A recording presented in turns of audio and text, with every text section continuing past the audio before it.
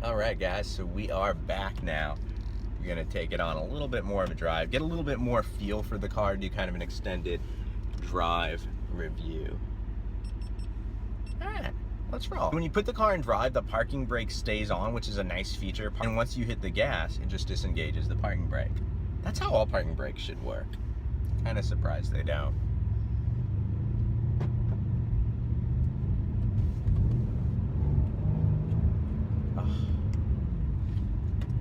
The dual clutch transmission in this car is ridiculously good.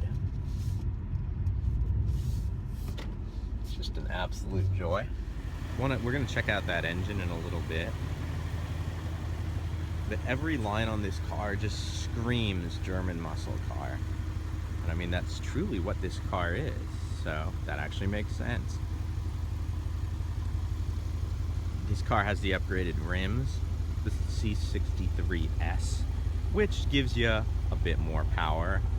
It's just really just a tune on the engine, but done by Mercedes, so it doesn't void your warranty. Is it necessary? Probably not. All right, let's go take a look at that engine, because that's what I'm mostly interested in this car. Take a look. These are, since this is the big difference between the C63 and the C450, these are still hand built. And there it is. This particular one was built by someone named Denny Walden. That is so cool. Mercedes-Benz oil recommended. Probably a good idea. Although, it looks like Mercedes-Benz oil is Mobil 1. So, that's kind of interesting. It's a smaller V8 than, say, the one in the S5 or other cars I've seen, yet because of the way it's bi-turboed, it looks massive for a 4-liter. And the power is also massive for a 4-liter.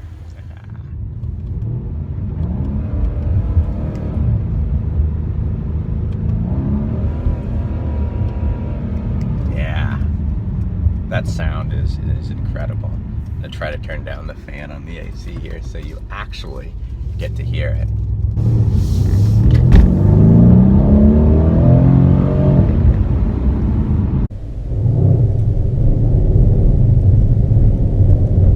Now I'll have to do a bit of threading the needle here. There's this big truck, and then there's this that big SUV, and they're both trying to. There's inches on both sides. You know, when you take out someone else's $80,000 car, you're a little bit different about it than you would be with your own car. I wish my camera assistant, Miss Sarah, were here. She would love this park. It really is a beautiful park. I feel like I should just put a picture in of the park. Yeah. Wow. Now it has me somehow in manual mode. Why? Why am I in manual? I don't want to be in manual. I don't want to drive in manual. Should have let the guy from the dealership come along. This car is such a computer. I'm usually really good at figuring these things out, but, well, let's drive it as a manual. Why not? It's kind of fun. So we got this. And let's roll on out of here. We're in a place called Wolf Creek, and there's a lady walking her child around. I am hoping it's not called Wolf Creek for the fact that there's wolves here. Although this car, being in white, is a wolf in sheep's clothing, let me tell you.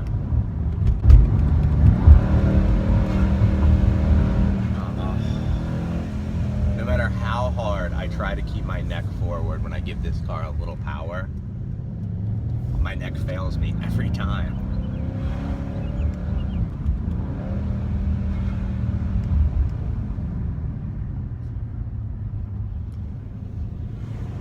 Nice man, just waving at me.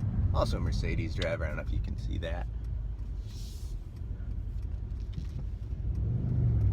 This is probably the sportiest Mercedes until the coupe comes out. I had some experience with the C63 coupe over in Germany, but it's just going to be a little lower potentially, so it's going to be pretty similar having driven both the C sedan and the C coupe in a general format. You know, probably not the biggest difference. So, alright, let's go check some things out here. Oh, this poor lady ran out of gas, and This person's coming to help her. That's nice. If he wasn't there, you know, I probably would have made for a great car review. So, what do you drive? Honda, right? Does it have a little beep that tells you when you're running out of gas? Speaking of that, how's my gas? Oh, sorry.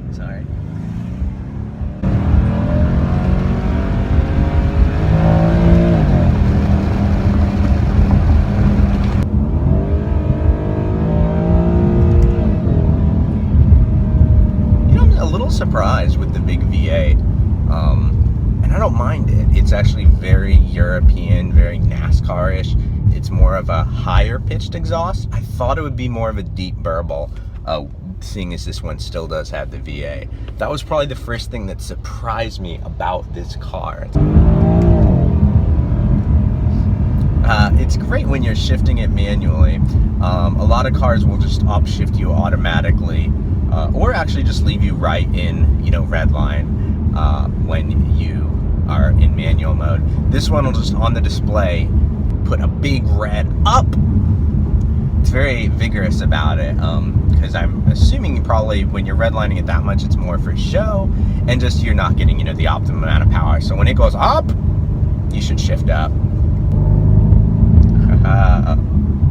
There's a car.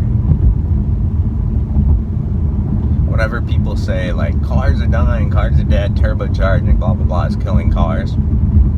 Go drive one of these. You'll change your mind. So would I buy this car with my own money test?